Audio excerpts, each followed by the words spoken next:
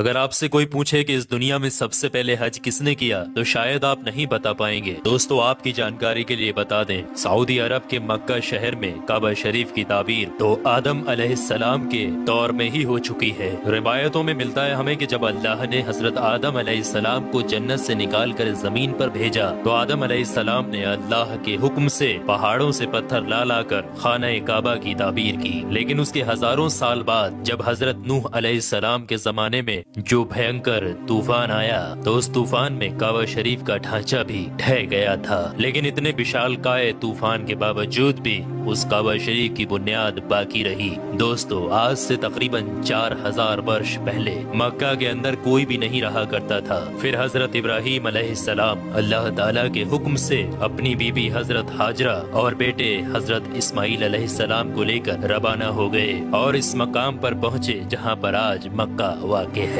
اس دور میں وہاں پر نہ کوئی عمارت تھی، نہ پانی، اور نہ ہی یہاں پر کوئی رہا کرتا تھا۔ درختوں کے نام پر صرف ببول وغیرہ کی جھاڑیاں ہوا کرتی تھی۔ حضرت ابراہیم علیہ السلام نے بیوی اور بچوں دونوں کو یہاں بیٹھا دیا، تھوڑا سا پانی اور کھجوروں کو بھی پاس میں رکھ دیا، اور پھر آپ علیہ السلام شام کی طرف چلے گئے۔ حضرت ابراہیم علیہ السلام دوسری بار جب مکہ شریف آئے تو قیام نہ کیا، لیکن جب تیسری بار تشریف لائے تو حضرت اسماعیل علیہ السلام سے فرمایا کہ بیٹا اللہ تعالیٰ نے مجھے ایک حکم دیا ہے۔ تو حضرت اسماعیل علیہ السلام نے کہا تو اطاعت کیجیے۔ تو حضرت ابراہیم علیہ السلام نے کہا کہ اللہ تعالیٰ نے مجھے حکم دیا ہے کہ یہاں پر ایک گھر بناؤ۔ گھر کی تعمیر شروع ہو گئی۔ حضرت اسماعیل علیہ السلام پتھر لاتے جاتے اور حضرت ابراہیم علیہ السلام بناتے جاتے تھے۔ جب تعمیر ذرا بلند ہو گئی تو حضرت اسماعیل علیہ السلام ایک پتھر کو اٹھا کر لائے جو کہ حضرت ابراہیم علیہ السلام اس پر کھڑے ہو کر تعبیر کر رہے تھے۔ یہی مقام ابراہیم بھی ہے۔ یہ باپ بیٹے دیوار کو اٹھاتے جاتے تھے